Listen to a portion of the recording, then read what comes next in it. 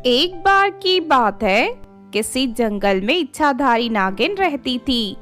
उन दिनों वो इच्छाधारी नागिन गर्भवती थी।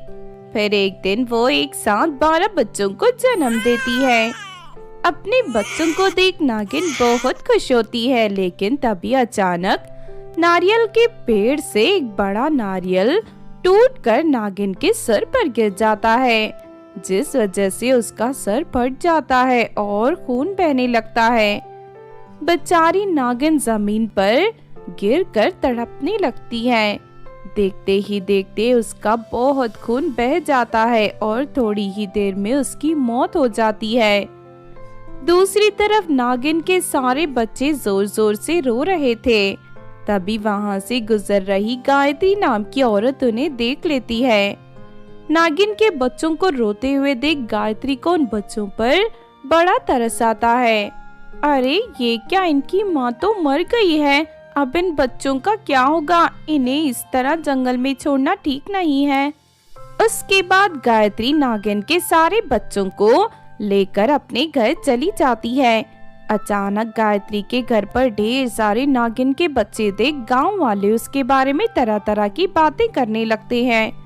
तुमने सुना शांता, उस गायत्री के घर पर 12 नागिन के बच्चे हैं और सब कहते हैं कि गायत्री एक इच्छाधारी नागिन है, इसीलिए उसने 12 बच्चों को जन्म दिया है। हे भगवान, ये तो कैसी बातें कर रही है? अगर सच में गायत्री इच्छाधारी नागिन है तो हमारे बच्चों को उससे खतरा है। मैंने सुना है इच्छाधारी नागिन छोटे बच्चों को मार कर खा जाती है। हमें अपने बच्चों को बचाने के लिए गायत्री को यहाँ से भगाना ही होगा। इस तरह पूरे गांव में गायत्री के बारे में झूठी अफवाहें फैल जाती है और सभी लोग उसे इच्छाधारी नागिन समझने लगते हैं। और सुन गायत्री, हमें तेरे बारे में सब पता चल गया है। तू एक इच्छाधारी नागिन है, इसीलिए तूने इतने सारे सांप के बच्चों को जन्म दिया है। अब तो हम तुझे यहाँ एक पल के लिए भी गांव में नहीं रहने देंगे। चल इसी वक्त निकल जा यहाँ से। गायत्री गांव वालों को समझाने की बहुत कोशिश करती है, लेकिन कोई भी गांव वाला उसकी बात नहीं सुनता। फिर मजबूर होकर गायत्री नागिन के बच्चों को लेकर हमेशा के लिए उस गांव को छोड़ देती है। उसके बाद गायत्री भटकते हुए पास के शहर में पहुंच जाती है। गायत्री के पास थोड़े पैसे जमा रखे थे, उससे वो एक छोटी सी चाय की दुकान खोल लेती है और नागिन के बच्चों की परवरिश करने लगती है। इस तरह कई साल बीत जाते हैं और नागिन के बच्चे बड़े हो जाते हैं। गायत्री ने उनका एडमिशन एक अच्छे स्कूल में करवा दिया था। स्कूल खत्म होने के बाद सभी बच्चे चाय की दुकान पर गायत्री की मदद करने लगते हैं। दूसरी तरफ चाय की दुकान पर नागिन के बच्चों को काम करते हुए देखने के लिए दूर दूर से सभी लोग गायत्री से चाय खरीदकर पीने के लिए आया करते थे, जिससे गायत्री की अच्छी खासी आमदनी हो जाती थी। इस तरह सब कुछ ठीक चल रहा था। गायत्री नागिन के बच्चों के साथ बहुत खुश थी, लेकिन एक दिन गायत्री के पास इच्छाधारी नागिन आती है। मैं इन बच्चों की मौसी हूँ, इनकी माँ के मरते ही मैं इन्हें ढूंढ रही थी। आज जाकर ये सब मुझे मिले हैं, अब मैं इन्हें अपने घर ले जाना चाहती हूँ। गायत्री को उन बच्चों से बहुत लगाव था, लेकिन फिर भी वो इच्छाधारी नागिन को मना नहीं कर पाती और सभी बच्चों को उसके साथ भेजने के लिए तैयार हो जाती है। उसके बाद वो इच्छाधारी नागिन उन सभी बच्चों को लेकर एक गुफा में चली जाती है, लेकिन गुफा के अंदर जाते ही वो सारे बच्चों को रस्सियों से बांध देती है और अगले ही पल इच्छाधारी नागिन एक डरावनी चुड़ैल के रूप में बदल जाती है। अरे ये क्या, ये तो एक चुड़ैल है, ये हमारी मौसी नहीं है, इसने तो हमें धोखा दिया है। हाँ, मैं एक धोखेबाज चुड़ैल हूँ। मुझे नाग और नागिन को मार कर खाना बहुत पसंद है। अब मैं तुम सबको मारकर तुम्हारा मांस नोच नोच कर खाऊंगी।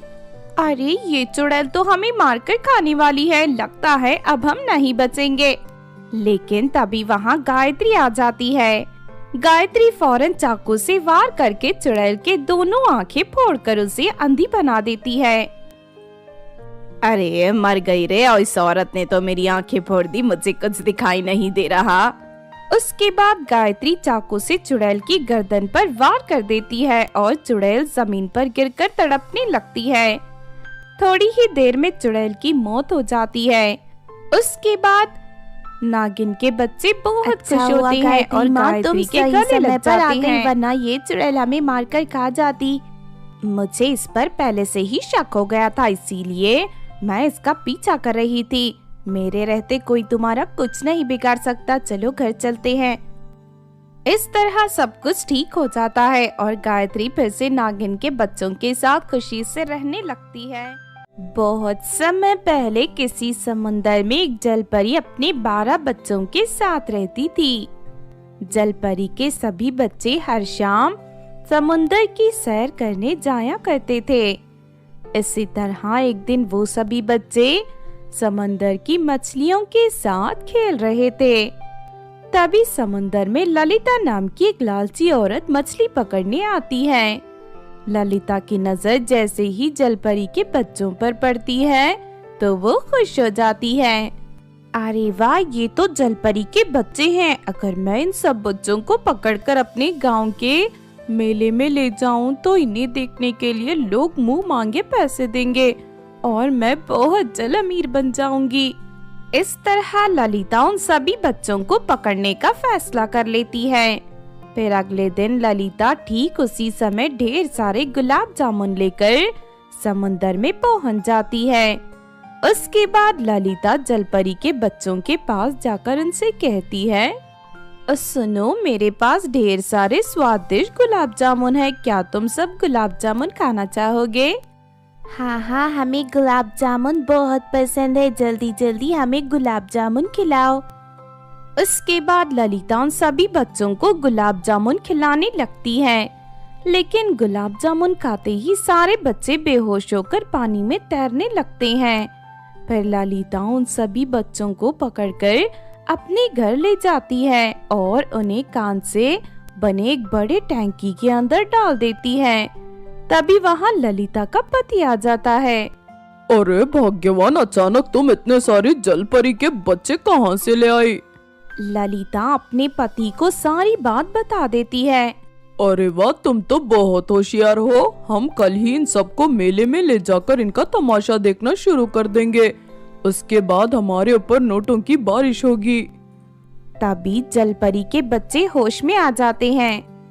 अरे ये हम कहाँ गए? इस औरत ने तो हमें कांच के टैंक में बंद कर दिया है, अब हम क्या करें? तुम सब आज से हमारी कैद में रहोगे और हम जैसा कहेंगे तुम्हें वैसा ही करना पड़ेगा, वरना अंजाम बहुत बुरा होगा। देखो, हम तुम्हारी बातें कभी नहीं मानेंगे, हमें छोड़ दो, हमें हमारी माँ के पास जाना है। अरे भाग्यवान, ये तो हमारे खिलाफ बातें कर रहे हैं। लगता है इन्हें सही रास्ते पर लाना ही पड़ेगा। उसके बाद दोनों पति पत्नी उस पानी से भरे टैंक में बिजली के तार डालकर उन सभी बच्चों को बिजली के झटके देने लगते हैं। दर्द के मारे वो सभी बच्चे जोर जोर से रोने लगते हैं। फिर आखिरकार उनसे दर्द बर्दाश्त नहीं होता और वो सभी ललिता के सामने आत्मसमर्पण कर देते हैं। फिर अगले दिन से ललिता और उसका पति दोनों उन बच्चों को मेले में ले जाकर उनका तमाशा दिखाने लगते हैं। जलपरी के बच्चों को देखने के लिए लोग भीड़ लगा देते हैं। दूसरी तरफ ललिता का पति लोगों को टिकट बेचकर पैसे इकट्ठे करने लगता है। अरे ये जलपरी के सारे बच्चे चुपचाप बैठे हैं, इन्हें इस तरह देखकर मजा नहीं आ रहा। हाँ, तूने सही कहा, इतने सारे पैसे खर्च करने के बाद भी बोरिंग नजारा देखने में कुछ मजा नहीं आ रहा, मुझे घाटे का सौदा लगता है। अरे ये क्या लोग बोर हो रहे हैं, उन्हें बिल्कुल मजा नहीं आ रहा, मुझे कुछ करना होगा। उसके बाद ललिता पानी के टैंक में बिजली के तार छोड़कर जलपरी के बच्चों को बिजली के झटके देना शुरू कर देती है। बिजली के झटकों से सारे बच्चे तड़पकर इधर उधर भागने लगते हैं। ये देख लोगों को बहुत मजा आता है और वो सभी खुश होकर ताली बजाने लगते हैं। अरे वाह, मेरा ये आइडिया काम कर गया, अब मैं इसी तरह रोज इन्हें बिजली के झटके देकर ढेर सारे पैसे कमाऊंगी। इस तरह रोज दोनों लालची पति पत्नी जलपरी के बच्चों को तड़पा कर लोगों को उनका तमाशा दिखाने लगते हैं। लेकिन फिर एक दिन जानकी नाम की एक मछुआरन ये सब देख लेती है। वो उन बच्चों को कई बार समुंदर में देख चुकी थी। उनकी हालत उससे बर्दाश्त नहीं होती और वो फौरन समुंदर में जाकर जलपरी को सारी बात बता देती है। फिर जलपरी रानी जलपरी के साथ ललिता के घर पहुंच जाती है। उन दोनों को देख ललिता और उसका पति दोनों घबरा जाते हैं। तुम दोनों बेरहम इंसानों ने अपने फायदे के लिए मेरे मासूम बच्चों को बहुत तड़पाया है। अब मैं तुम्हें नहीं छोड़ूंगी। हाँ माँ, इन दोनों ने हमें बिजली के झटके देकर हमें बहुत तकलीफ दी है। आप इन्हें कड़ी सजा दीजिए। चिंता मत करो बच्चों, मैं अभी इन दोनों की अक्ल ठिकाने लगाती हूँ। फिर रानी जलपरी अपनी जादुई शक्ति से उन दोनों को बिजली के झटके देने लगती है। अरे मर गई रे, कोई बचाओ मुझे, हाय मुझे दर्द हो रहा है, बचाओ मुझे, मुझे छोड़ दो। दूसरी तरफ बिजली के झटके खाकर ललिता का पति बेहोश हो जाता है। उसके बाद रानी जलपरी उन दोनों को सजा देने के लिए कछुए के रूप में बदलकर हमेशा के लिए समुंदर में छोड़ देती है। इस तरह सब कुछ ठीक हो जाता है और वो जलपरी फिर से अपने बच्चों के साथ समुंदर में खुशी से रहने लगती है।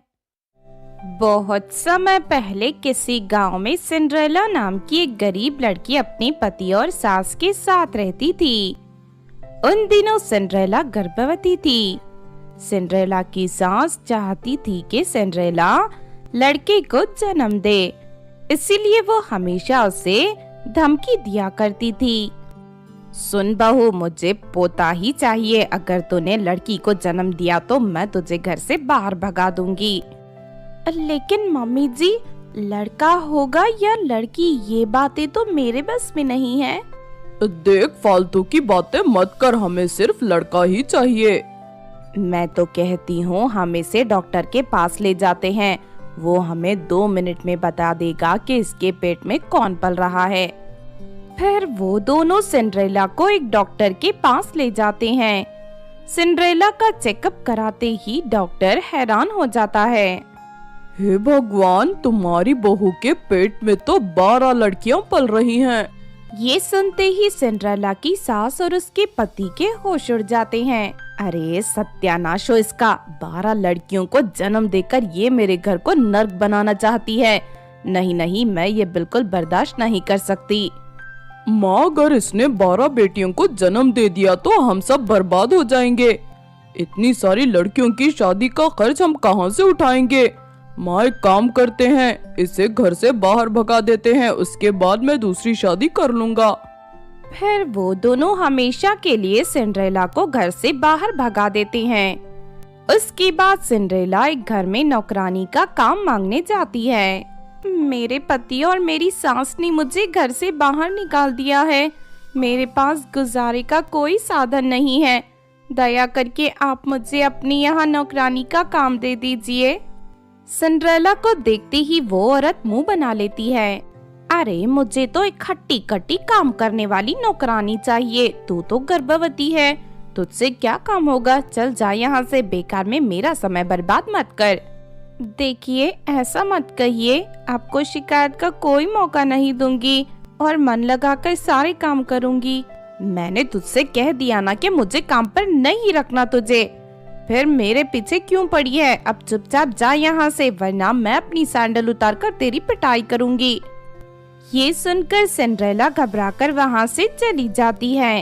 इसी तरह 2 दिन बीत जाते हैं। सिंड्रेला सड़कों पर भूखी प्यासी भटक रही थी। मैं तो अपना ही गुजारा नहीं कर पा रही।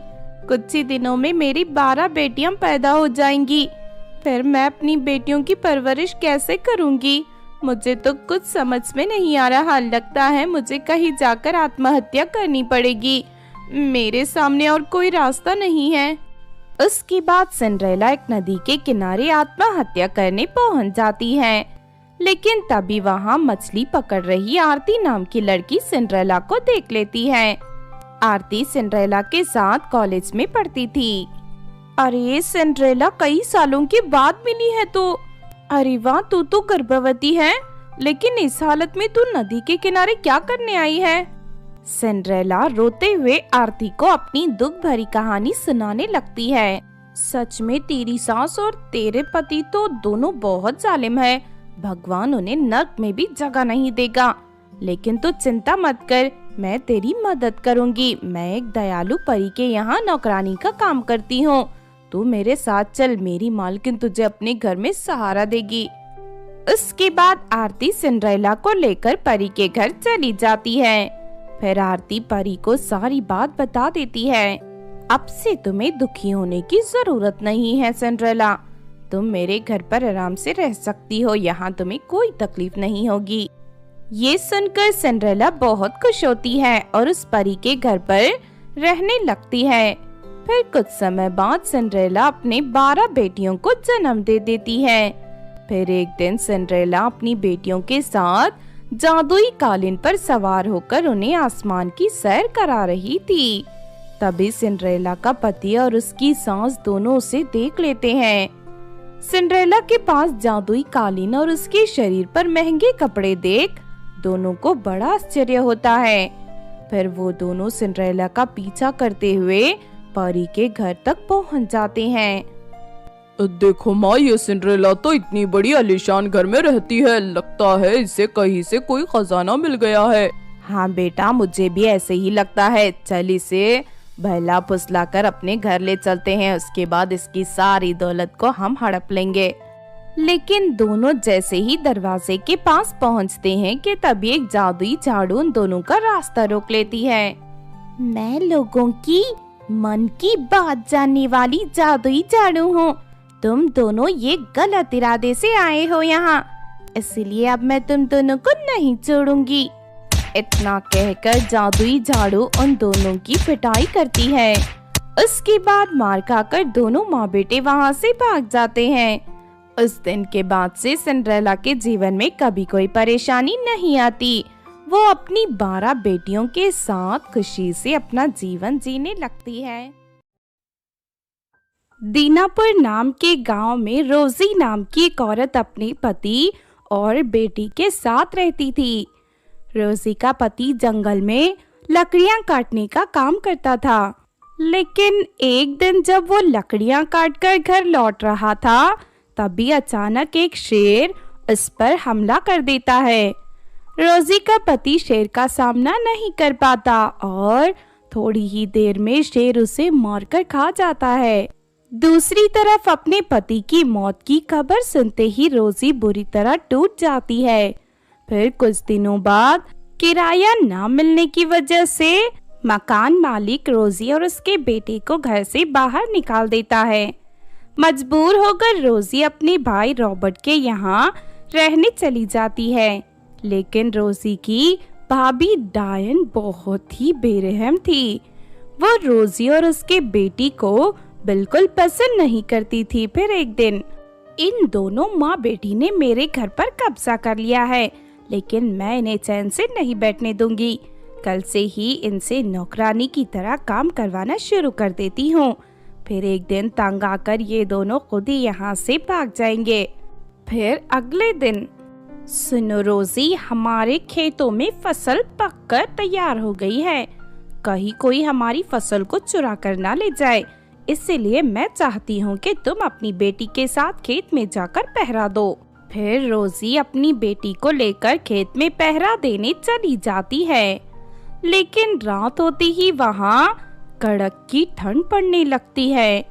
दोनों माँ बेटी ठंड से बचने के लिए कोई उपाय नहीं मिलता। देखते ही देखते रोजी की बेटी बुरी तरह बीमार पड़ जाती है। फिर अगले दिन, चलो तुम दोनों के खेत जाने का समय हो गया है, जल्दी जाओ। भाभी, मेरी बेटी की तबीयत बहुत खराब है, दया करके मुझे कुछ पैसे दे दीजिए ताकि मैं इसका इलाज करवा सकूं। अरे रोजी, मैंने तुझे अपने घर में रहने दिया, यही बहुत है। देख, दोबारा मुझे पैसों की बातें मत कर, वरना ठीक नहीं होगा। चल चुपचाप खेत में जा, वरना आज मैं तुम दोनों को खाना नहीं दूंगी। फिर मजबूर होकर दोनों माँ बेटी खेत में पहरा देने चली जाती हैं। लेकिन धीरे धीरे डायना का अत्याचार बढ़ता ही जा रहा था।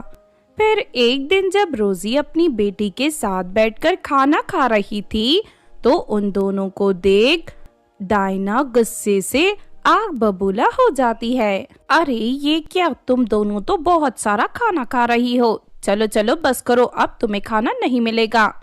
इतना कहकर डायना उन दोनों के सामने रखी थाली उठा लेती है। मामी मुझे बहुत भूख लगी है, लाओ मुझे मेरी थाली वापस करो। इतना कहकर रोजी की बेटी डायना के हाथ से अपनी थाली छीन लेती है। इस बात से डायना को बहुत गुस्सा आता है और वो छड़ी से रोजी की बेटी की पिटाई करने लगती है। नहीं नहीं भाभी, मेरी बेटी को मत मारिए, दया करके इसे छोड़ दीजिए।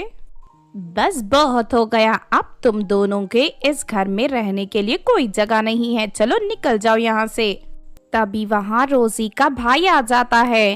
वो डायना को समझाने की कोशिश करता है लेकिन डायना उस पर भड़क उठती है। अगर तुमने अपनी बहन की तरफदारी की तो मैं अपने भाइयों को बुलवाकर तुम्हारी खूब पिटाई करवाऊंगी। तुम्हें तो पता है ना मेरे भाई कितने खतरनाक हैं।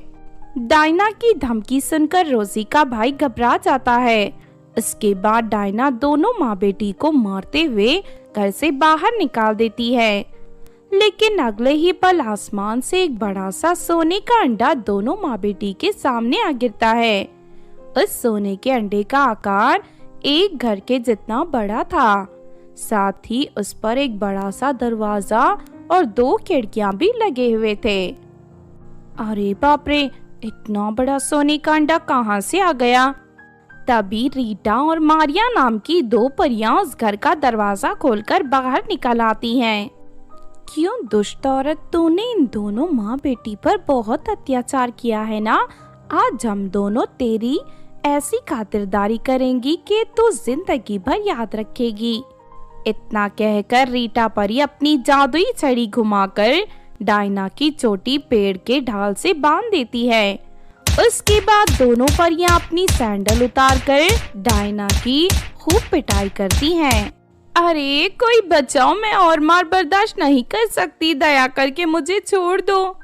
अब 1 महीने तक तो इसी तरह पेड़ पर लटकी रहेगी, तभी तुझे तेरा सबक मिलेगा। उसके बाद दोनों परियां रोजी को सोने के अंडे से बना घर देकर वहां से चली जाती हैं। उस जादुई घर को देख रोजी बहुत खुश होती है और अपनी बेटी के साथ उस जादुई घर में हंसी खुशी अपना जीवन जीने लगती है। किसी समुंदर में तानिया नाम की जलपरी अपनी माँ मारिया के साथ रहती थी। मारिया रीटा नाम की एक अमीर जलपरी के घर पर नौकरानी का काम करती थी। रीटा जलपरी और उसकी बेटी निकिता दोनों बहुत ही घमंडी थे। उन्हें अपनी अमीरी पर बहुत ही ज्यादा घमंड था कि वो गरीब जलपरियों को अपनी झूठ दे के नोक पर रखती थी। फिर एक दिन निकिता जलपरी अपनी अमीर सहेलियों के साथ खेल खेल रही थी। उन्हें खेलता हुआ देख तानिया से रहा नहीं जाता और वो उनके पास पहुंचकर कहती है, निकिता दीदी, मेरी कोई सहेली नहीं है, इसीलिए मुझे भी अपने साथ खेलने दो। अरे अचानक ये गरीब जलपरी यहाँ कैसे आ गई?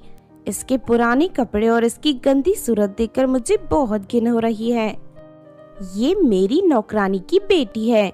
सुन तान्या, मैं अमीर घर की जलपरी हूँ। मैं सिर्फ अपनी तरह अमीर जलपरियों के साथ ही खेलना और उठना बैठना पसंद करती हूँ। तेरे जैसी भिखारी जलपरी के साथ रहकर मैं अपनी शान को कम नहीं करना चाहती, इसीलिए निकल जा यहाँ से, वरना ठीक नहीं होगा। तभी वहाँ रीटा आ जाती है। क्या हुआ निकिता बेटी, इस तान्या की बच्ची ने कोई गड़बड़ की है क्या? देखो ना, ये मुझे और मेरी सहेलियों को परेशान कर रही है। कहती है हमारे साथ खेलेगी। अब तुम ही बताओ, इस 2 कौड़ी की जलपरी को हम अपने साथ कैसे खिला सकते हैं? हाँ बेटी, तूने सही कहा। इस गरीब जलपरी को ज्यादा मुंह नहीं लगना चाहिए। सुन तान्या, अगर आज के बाद तू मेरी बेटी के आसपास दिखाई दी तो मैं तेरी खाल खींच लूंगी, समझ गई ना? चल जा यहाँ से। इस तरह वो सभी अमीर जलपरियां तान्या की गरीबी का मजाक उड़ाकर उसे वहां से भगा देती हैं। उसके बाद तानिया घर जाकर रोती हुई अपनी माँ को सारी बात बता देती है। कोई बात नहीं बेटी, सब समय समय की बात है। आज के बाद तुम निकिता से हमेशा दूर रहना, वो इसी तरह तुम्हारी बेइज्जती करेगी वरना।